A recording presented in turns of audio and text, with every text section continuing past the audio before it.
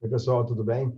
Sou o professor Gustavo. Nós vamos continuar a nossa aula sobre o PPI da UFTM, curtindo um friozinho de julho aqui maravilhoso. Espero que vocês gostem, que ajudem vocês aí também no concurso que vocês estão fazendo, certo? Então, quem quiser, dá uma olhadinha nas descrições aqui do vídeo. Eu coloquei os outros vídeos que nós já produzimos a respeito desse concurso e o vídeo 1 desse tópico, que é o PPI, Projeto Institucional da UFTM. E nesse vídeo 1, nós falávamos sobre o histórico da UFTM, capacidade do campus, quais cursos ofertados, quais os projetos, a missão da instituição, o que ela pensa sobre o homem, a sociedade e o mundo, o que está de acordo, né, com o projeto, o Plano Nacional de Educação, as leis de diretrizes básicas da educação. Quer dizer, a gente percebe uma uniformidade de comportamento da instituição com todas as leis, né?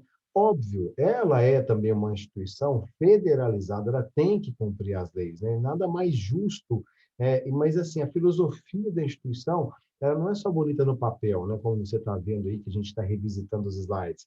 Ela é bonita também enquanto atuação, né? Então, tem projeto de doação de cesta básicas, projetos de instituição de aceitação de estrangeiros, com bolsas, com projetos que possam incluir as pessoas. Isso é absolutamente importante, né?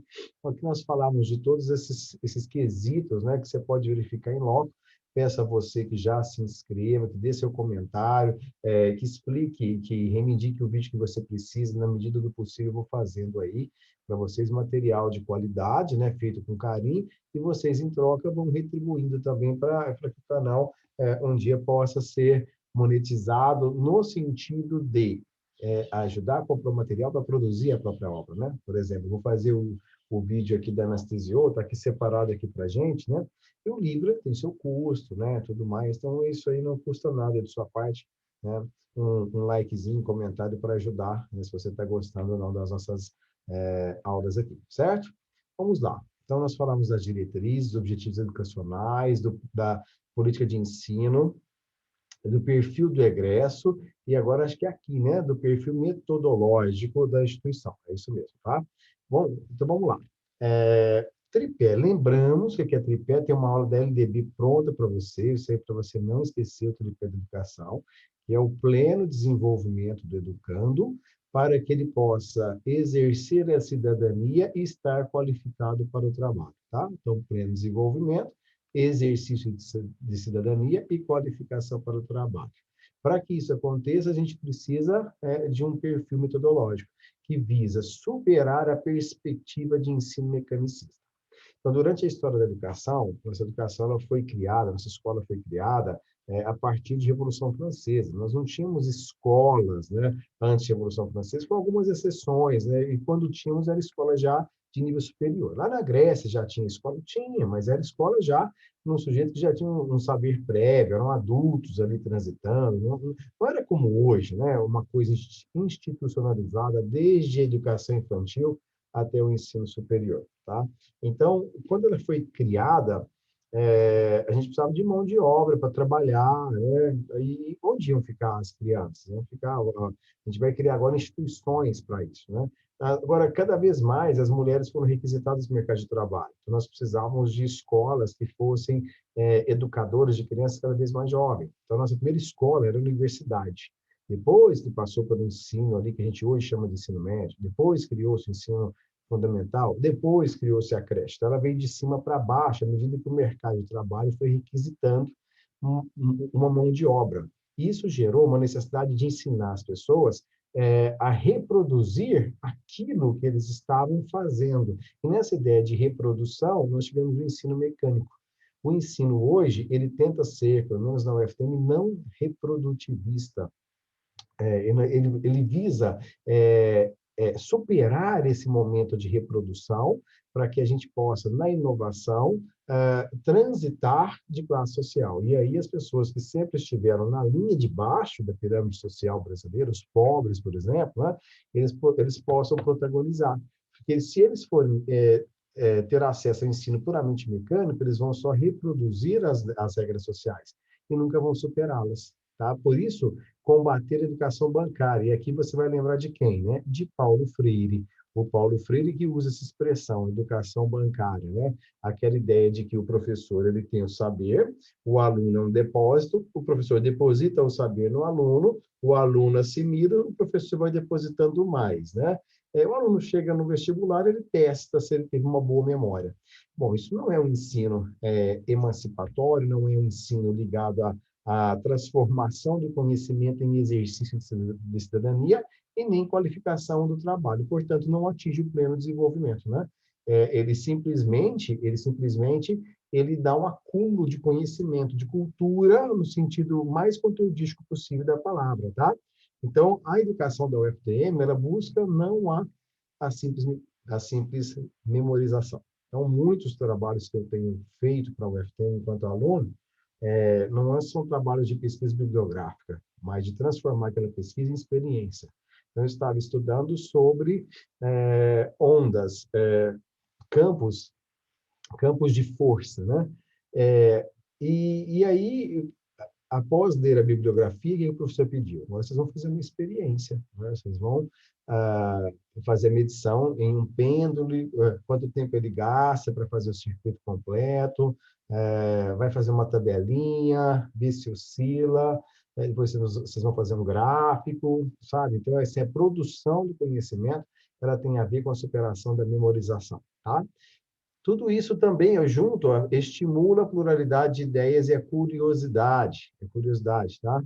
Estratégias metodológicas indicadas. Quais são? Ó, primeira, letra A, aula expositiva dialogada. Então, existe aula expositiva? Lógico que existe, ela não vai ser abolida porque ela expõe o conhecimento do professor para o aluno, mas ela vai ser acrescida de um elemento que não existia antes, dialogada. E aí o aluno ele tem acesso à voz, à palavra. Se o aluno não tiver acesso à palavra, não existe a democracia.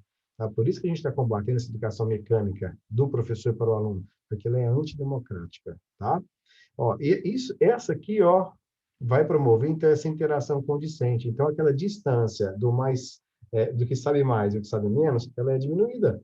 Porque o professor ele tem um conhecimento especializado para aquilo, mas o aluno também tem um conhecimento que ele traz do mundo. Tem saberes que, ao serem trocados, todos os interessados no processo de educação saem beneficiados. Tem uma frase interessante no livro Grande Sertão Veredas, né, do Guimarães Rosa, que ele fala: professor, de repente, é aquele que aprende. Mestre, de repente, é aquele que aprende.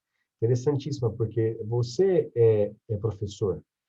Se você achar que você sabe tudo, você deixa de aprender várias coisas. Então, você é professor quando você começa a aprender. Quem é que está com o professor? O aluno. Então, quando o aluno ensina o professor, é o brilhantismo da coisa. Exerce ali um poder de humildade entre os interessados no processo de aprendizagem, né? Então, o que você pode usar? O que o professor pode usar? Ó, perguntas, esquemas, portfólios, mapas mentais, estudo de texto, brainstorm, dramatização, painel, fórum, painel, eu vou repetir o painel aqui, né? Oficinas, seminários. O que isso aqui é? São as novas formas de abordagem para que o aluno não saia daquele quesito tradicional de simplesmente fazer uma avaliação chamada de prova. São outras formas de aprender, não necessariamente avaliativas, não necessariamente com um score de 0 a 10 ou com conceitos A, B e C, porque os conceitos, os pontos, eles servem justamente para vincular o aluno a uma escola que é uma escola empresa, a uma escola que é uma escola mecânica, a uma escola que visa o final, que é a nota boa ou a nota ruim. A escola que é desse jeito, ela vai ter na gerência educacional dela, na coordenadoria, coordenadores que vão instruir os professores a fazerem a avaliação no formato de prova. Isso significa que, na hora de fazer a prova, o professor ele é um investigador, um policial, que visa encontrar o aluno, como se fosse um jogo de polícia e bandido, sabe? Eu quero achar o aluno que está errando na prova. Pronto, aquele ali ele é burro, que acertou inteligente, porque a aula foi a mesma, sabe? E não se levanta estratégias para que aquele aluno que teve um mau desempenho possa ser também avaliado em outro mecanismo, como o processo, o histórico de vida dele, o desempenho e o esforço que ele teve naquela disciplina, né? Então, a UFTM, ela busca muito isso, né? Eu tenho um professor, inclusive excelente professor, e principalmente porque ele se enquadra em tudo isso que eu estou falando para vocês, e no quesito metodologia avaliativa, Nós fizemos um semestre de aula com ele sem nenhuma avaliação no formato de prova. Como foi avaliado? Ele deixou para nós 3 fóruns abertos, né?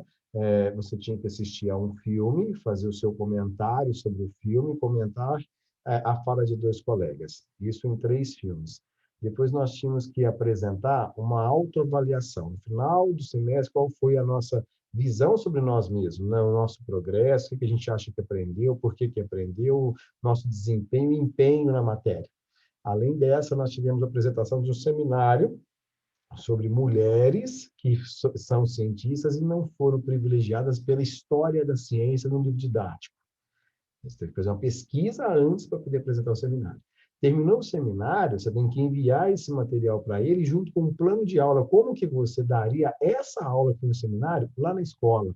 E qual o processo de avaliação que você proporcionaria para o seu aluno? Cara, isso foi muito mais difícil do que fazer uma prova escrita. Difícil para que eu executasse, difícil para que ele corrigisse, tá? Mas o conhecimento que eu adquiri foi infinitamente maior do que a facilidade de uma prova escrita. Entendeu? E outra, como o ambiente é remoto agora, em função da pandemia, não teve cola, meu amigo, porque eu vou me autoavaliar, eu vou me apresentar, eu vou fazer meu plano de aula, que não pode ser igual ao plano de aula do colega, tá? Então, tem escolas que talvez vocês trabalhem que estão aí descabelando. Ah, os alunos estão colando. Óbvio que eles estão colando. Nós estamos aplicando uma metodologia tradicional num sistema que é moderno. A gente está fazendo o mesmo erro que fizemos na escola presencial, na escola que agora é virtual. É outra escola, é outra metodologia. Então, palmas para esse professor, senhor Pedro Colombo. Show de bola, sou apaixonado pela postura dele, pela seriedade dele, por como ele faz bem o trabalho em consonância com o projeto da UFTM, projeto institucional da UFTM, e com o que se pensa de nova forma de educar, de nova forma, principalmente, de avaliar. É isso que é importante, tá? Muito bem. Processo de avaliação e aprendizagem. O que diz aqui para nós? Ó, não é, acabei de citar, né? Não é um anexo, mas parte de um conjunto. Então, eu tenho aqui, ó, eu tenho a aula, que vai do dia 1 ao dia 30, e aqui eu tenho uma prova, certo? Beleza. Eu vou colocar outro nome aqui, a avaliação. O que você tem que saber para fazer um concurso bem feito?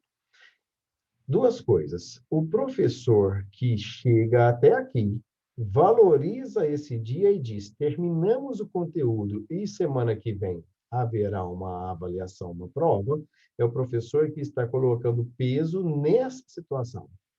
O professor que avalia isso aqui, como eu falei, o Pedro Colombo, né? Ele faz diversas atividades aqui que valem uma espécie de conceito, de nota, de prova, alguma coisa que alguma secretaria tenha que, porventura, validar como processo concluído.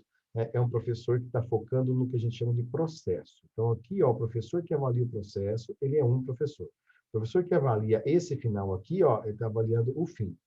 Os professores que eu chamei de tradicionais, né, eles avaliam o fim. Então, no fim, tem aqui o professor tradicional. Tá? O professor moderno, né, o professor crítico, o professor inovador, ele está avaliando o processo. Então, isso aqui vale ponto, certo? Estou falando ponto para você entender, né, que vale alguma coisa no processo avaliativo. Tá? Bom, o que é avaliação? A avaliação é uma forma de medir alguma coisa. Essa forma pode ser medida pelo seminário, pode ser medido por um texto escrito, pode ser medido por um podcast, pode ser medido por um testemunho, pode ser medido por um memorial, pode ser medido por um portfólio, por um pôster, pode ser medido de N formas, inclusive por uma prova.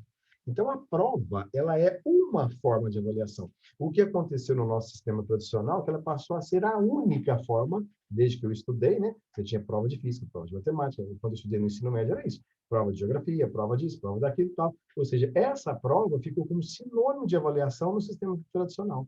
E não é, né? Ela é uma forma. As outras formas a gente deixou de lado.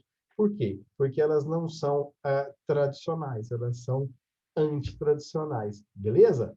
Então, vamos lá, ó. Ela é fruto da convivência de um novo conhecimento significativo. O que é fruto? Esse processo aqui, ó. Esse que é o novo, tá? Avaliar aqui. Esse é o novo, tá? Avaliação do processo, já sabe o que é. Ela regula a ação do docente, então, a partir do sujeito que pensa dessa forma, qual que é a ideia dele? Eu estou avaliando para quê? É para ver se o aluno aprendeu. Isso é o tradicional. O, o professor novo, moderno, ele diz, eu estou avaliando para ver se o aluno realmente assimilou o que eu ensinei, ou parte do conteúdo, né? Mas eu também eu estou avaliando para verificar a minha prática docente. Como é que eu também transmiti esse conhecimento e conduzi essa forma de avaliar? Deu certo? Não, vamos fazer de outra forma, né? Por exemplo, essa semana, em uma das salas que eu ministro aula de literatura, eles estavam me explicando, os alunos tinham que fazer um seminário também, né? A sala foi dividida em grupos, e muitos grupos, todos os 6 grupos tinham que apresentar, além do livro, mulheres, né, que eram significativas aí no século XIX, e explicar por que não havia mulheres no livro. E aí, como eu vi todas as apresentações, eu percebi que as mulheres cientistas que eles usaram foram as mesmas em todos os grupos, né? Qual que é a minha ideia agora? Olha, gente, no próximo trabalho, vocês não podem fazer os grupos separadamente, né? Um grupo vai ter que saber, antes da apresentação, o que o outro grupo está fazendo, para não repetir as personagens que a gente está usando, para não repetir as falas, né? Que tal se a gente usasse um único link do PowerPoint e cada grupo fosse inserindo o seu e verificando o que o outro está fazendo? Sabe? Eu não posso dar 0 para os alunos porque repetiram, porque a minha conduta antes da elaboração do projeto, não visualizou esse problema. Agora, no próximo, eu já vou dizer, vamos criar o link, todo mundo... Isso que é? Uma avaliação que tá regulando a minha prática na próxima turma, no próximo mês, na próxima ação que eu for trabalhar. Tá? O que é isso aqui? Põe seu modelo de transmitir, verificar e registrar. Eu vi que todos se esforçaram e que foram competentes para apresentar. Só que houve alguma coisa que, se a gente fosse apresentar fora da escola, no teatro, para o ensino público, a gente deveria fazer algumas readaptações. Né? E essas readaptações, elas podem ser evitadas no próximo trabalho que eu elaborar. Tá certo? Porque isso me transformou no professor reflexivo, no professor que não está no pedestal dizendo, eu sei, vou avaliar, você tirou 0 porque repetiu.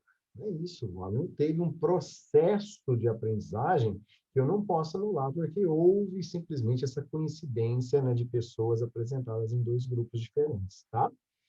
E aí, então, a prova, ela fica qualitativa e não classificatória, ou seja, ela se transforma numa avaliação que mostra o quanto os alunos realmente aprenderam, e não o que um está melhor que o outro. Né? Não tem esse conceito no modelo moderno de educação. A avaliação institucional é aquela que avalia a própria UFTM, já que a gente está falando do PPI da UFTM, né? E ela deve ser o quê? Democrática. O que significa isso? Quem deverá elaborar o processo e também responder o processo não é só a coordenação, mas a coordenação, o corpo docente, representantes do corpo discente, representantes da sociedade. Inclusive, tem questionários da UFTM que transcendem o universo da instituição, porque como ela atende a comunidade, ela é aberta, né? Ela não tem portas, todo mundo pode entrar ali, né? Pode usar o espaço, isso significa que ela também está inserida na sociedade, e a sociedade tem que participar do processo de avaliação, para que ela seja emancipatória e participativa. Tá vendo? Isso aqui tudo está no universo pós-1986, para superar a ideia técnica mecanicista da ditadura, para superar o ensino tradicional e liberal que veio para a burguesia. Tá? Olha só, para incluir o proletariado que nunca foi incluído em nada na sociedade, certo? E ela tem que ser livre de ameaças. O que é isso? Não pode elaborar lá uma questão em que alguém está impondo por hierarquia que alguma coisa deva ser colocada ali, né? Por quê? Senão ela perde a ideia de liberdade dela. Ela perde o senso de transformação, tá? Olha aqui, ó, o que eu te falei. Isso aqui está onde? O artigo 14 da LDB, tá? LDB, que fala da gestão democrática. Para ter uma gestão democrática, também temos que ter uma avaliação institucional democrática que passe por todos os envolvidos. E aqui não é no sentido de punir alguém, não, no sentido de pegar exatamente aqueles pontos que impedem a sociedade de evoluir, não só a sociedade, mas a instituição enquanto sociedade, pega esses pontos agora e vamos levantar estratégias para que elas passe por esse processo de uma forma menos traumática e consiga ser uma escola realmente transformadora. Tá? Então, o resultado dessa avaliação, o que é? Corrigir o erro de trajetória e introduzir mudanças. Se a gente levar isso para a nossa prática do dia a dia na escola, enquanto professores, coordenadores, a gente vai ver o aluno de uma forma diferente, né? A gente vai querer, olha, você saiu mal, o que a gente vai fazer? O que você pode fazer para sair bem, né? E assim por diante. Bom, comissão própria de avaliação é o CPA, né, uma avaliação interna, e o ENAD, aplicado pelo INEP, é uma avaliação interna. Lembrando que tem um vídeo sobre o ENAD aqui.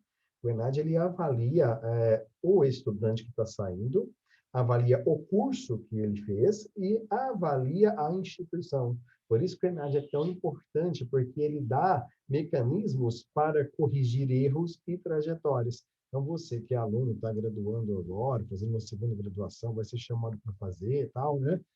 Faça com bastante cuidado, com bastante carinho, porque sem esse mecanismo, a gente não melhora o ensino. Vamos fazer um boicote, vamos deixar as provas em branco, não sei o quê, para acabar com essa instituição, não sei o quê. Não, vai lá, faz a prova. Se você acha que a instituição precisa de alguma coisa, na avaliação institucional interna dela, você se manifesta lá, né? No ENAD, você precisa realmente fazer a avaliação, tá? Incorporação das TICs, das tecnologias de informação no processo de aprendizagem, que ela diz, ó, de informação e comunicação, tá, gente? TICs. Prevalece ainda hoje, peguei o documento para vocês da FTM, prevalece ainda hoje o modelo tradicional de educação baseado na transmissão para memorização. Você já sabe que a UFTM faz o quê em relação a isso? Ó, ela nega, tá? Não adianta memorizar mais, gente. A gente está fazendo prova em casa, com o computador aqui, ó, com o celular na mão. Então, se você perguntar quando foi a primeira vez que o homem pisou na Lua, é só o cara digitar no Google, primeira vez que o homem pisou na Lua, vai aparecer a resposta. Então, a educação para a memorização não funciona mais. Então, a gente pode pensar agora em substituir isso por projetos, né? Qual projeto que tenha relevância social e pessoal você vai desenvolver esse semestre para melhorar a educação, a sociedade, seu bairro, sua cidade? O que você pensa? Nós temos essas linhas aqui, ó, saneamento básico, às vezes a comunidade onde a criança mora, por exemplo, o estudante mora em comunidade carente, que não tem água encanada. Nós temos aqui a questão da fome, nós temos a questão da distribuição de renda. Você pega, por exemplo, as perguntas que o censo faz sobre raça, etnia, sexualidade, renda, pega tudo aquilo lá, distribui em sala de aula e fala, eu quero que vocês elaborem um projeto sobre isso. Eu vou fazer um projeto assim, assim, assim, assim. Cara, é muito melhor do que memorizar. E o aluno vai ver que ele vai produzir alguma coisa que tem a ver com a vida dele. Ele vai fazer um questionário, né, com as pessoas da família, os vizinhos. Ele vai se aproximar da comunidade, ele vai ter ação política, ele vai sair dali um sujeito transformador, que não vai aceitar mais a conversinha mole dos políticos que nos representam. Ele vai querer ações pragmáticas mesmo, ações significativas para a sociedade, tá? Bom, continuemos aqui. Há 5.000 anos, a escola está baseada no falar ditar do mestre. Olha, isso aqui é tradicional, ó. Tradicional. Ok? Tradicional. E na repetição do que foi dito por ele. Paulo Freire, maior educador brasileiro, criticou intensamente esse modelo educacional. Ele dizia: educação autêntica não se faz de A para B, mas de A sobre B, mas de B com A. Olha só, de B com A. A educação você faz junto. Então, se você tem aqui de um lado Paulo Freire, que ele tá pegando a ideia de transformação social por meio da educação, transformação da educação para que a educação transforme a sociedade, né?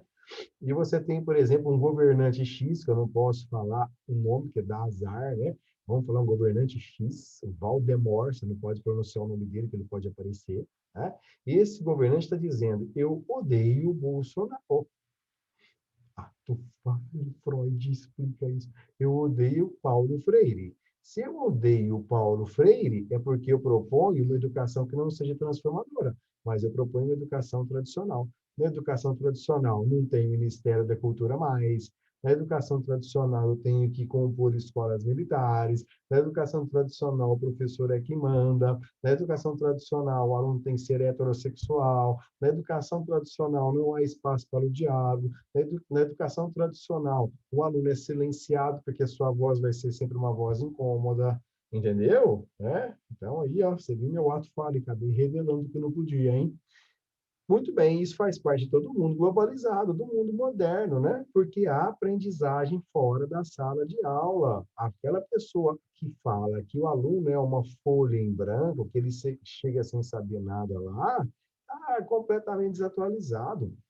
O aluno que chega na escola, ele já chega sabendo o que é água, o que é fome, o que é leite, o que é pai, o que é mãe, o que é carinho, o que é respeito. Já chega sabendo que se soltar uma coisa, ela cai no chão. Já chega sabendo que o que pode e o que não pode fazer.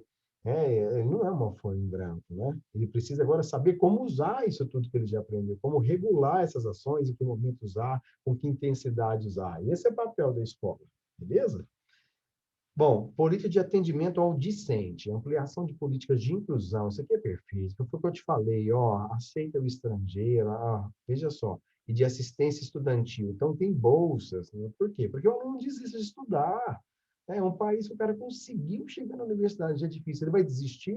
Então, tem que ter isso mesmo, tem que ter bolsa, tem que ter mais incentivo com a produção do aluno. Então, a bolsa não é só porque ele recebeu, assinou um papel. Não, isso seria só caridade, né? Ele vai ter que desempenhar agora uma contrapartida, né? Para quê? Porque ele tem igualdade de oportunidades, enquanto estudante, que apresenta condições socioeconômicas desfavoráveis. Essa é a escola emancipadora. A escola, por exemplo, né, em que você vê, como a USP, por exemplo, que só tem carros importados lá no seu estacionamento, e acha ruim a bolsa para que o aluno estude lá, o negro da favela, é uma escola pública que só atende a uma parte da população. Ela não é pública no seu sentido mais lato. A palavra pública em latim significa de todos. Né? Nós precisamos superar esse modelo de que a educação era só para uma elite. Tem um certo ministro da economia, que eu também não posso falar o nome, né? Vai que ele aparece aqui, que chegou a dizer que até empregadas domésticas estavam indo para os Estados Unidos e que filho de porteiro agora estava ganhando bolsa para estudar na universidade. Mas é isso, velho, que tem que acontecer. Qualquer profissão tem que ser remunerada de uma forma que você consiga realizar os seus desejos ou que seja capaz de você estudar. E se você não consegue, o Estado tem que garantir isso. Então, o Estado tem que dar a bolsa para o filho do porteiro, sim, porque para o filho do senador não precisa dar. O filho do senador consegue já entrar lá, né? Ora, não vou nem falar o nome que ele é ministro do Bolsonaro, senão eu acabo me revelando aqui. Esta medida está diretamente associada à inclusão. Aqui, ó, é o FTM que é isso, inclusão, tá? Ó, democratização do acesso e permanência, olha que show, de forma a promover efetiva igualdade de oportunidades, compreendidos como partes integrantes de um processo de nação. Então, política de atendimento ao discente, ela reconhece a mudança do perfil estudantil contemporâneo. Ela vê que o estudante agora ele já chega com talvez um celular na mão, ele já chega com ou talvez uma pobreza até maior do que isso, né? Chega vítima, por exemplo, das modas contemporâneas, né? Ela analisa a taxa de evasão, tem um vídeo sobre evasão escolar muito bom, é legal assistir, porque cai no concurso, tá? Luta pelo acesso, permanência e conclusão do ensino superior, e aqui o reúne a reestruturação e expansão das universidades federais. Esse reúne aqui, ó, é um documento assinado pelos reitores de universidades federais, em que eles autorizam o cursar de disciplinas em outras universidades.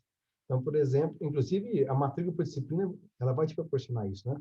Então, quem está dentro desse documento aqui, ó, se você está fazendo, por exemplo, literatura, você está fazendo licenciatura em letras e quer saber como funciona a leitura de obras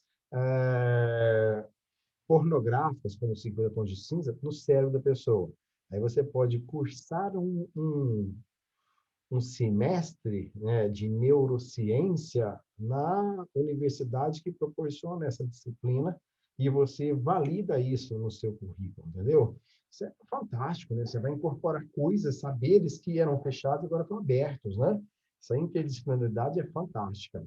Plano Nacional de Assistência Estudantil, moradia estudantil no campus. Tem aluno que não sabe disso, né? A universidade vai proporcionar campus, algumas têm, né? Que o aluno more lá, né? E vai proporcionar o que a gente chama de bandejão, né? Alimentação. Eu lembro, a minha cunhada, ela fez UFO, e na UFO, na época, isso não faz muito tempo, você pagava acho que R$ 4. R$ 4 você tinha direito lá a comida boa, com duas carnes ali, com salada, com proteína, com tudo que você pensar, e com sobremesa, né? Quer dizer, a comida é vendida a preço de custo, né, para o aluno que está ali. Transporte, às vezes tem que ir de um campus para o outro, né? Por exemplo, aqui o FTM tem um campus no centro da cidade, lá no Abadia, e tem um campus que lá na Universidade, certo? Então, aí tem o transporte custeado pela instituição, ou conveniado, né, com o sistema de transporte público. Assistência à saúde, né, nós temos na UFDM, se você não sabe, tem o CEPA, que é o Núcleo de Apoio da Psicologia. E lá, por exemplo, né, tem eu estou falando isso que a gente está em época de pandemia, e, infelizmente, a gente vai chegar a 600 mil mortos antes da maioria ser vacinada, né? E lá na UFTM, nós temos um núcleo de apoio aos enlutados. É gratuito, é da UFTM, é fantástico. Você chega lá, faz o seu cadastro, vai ser atendido pelos estudantes de psicologia, mas com a monitoria dos professores da instituição. É um trabalho de qualidade. Minha esposa é psicóloga, ela atendeu nesse projeto, entendeu? Ajuda o estudante que está se capacitando e ajuda aquele que não tem condição de pagar.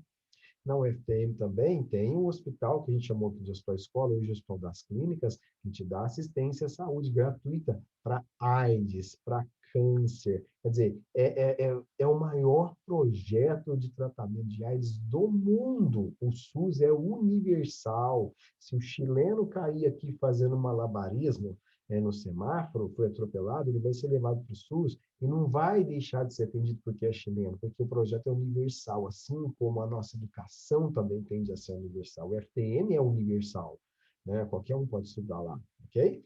Então tem inclusão digital, né? Cultural e esportiva, então tem a atlética da UFTM, né? Tem os eventos culturais que a gente promove na instituição, né? Para a sociedade, creche, apoio pedagógico. Tem também lá grupos da educação física, de dança, de yoga, de pilates, com o bebê, para aquelas que acabaram de dar à luz, as puérperas, né?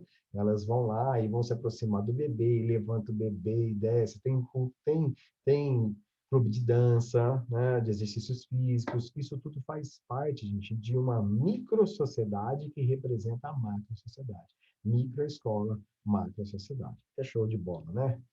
Bom, e é isso, acho que a gente conseguiu, então, terminar, né? Eu agradeço vocês por mais esse encontro, se vocês puderem, então, compartilhar o vídeo com seus amigos e até o próximo. Tchau, tchau.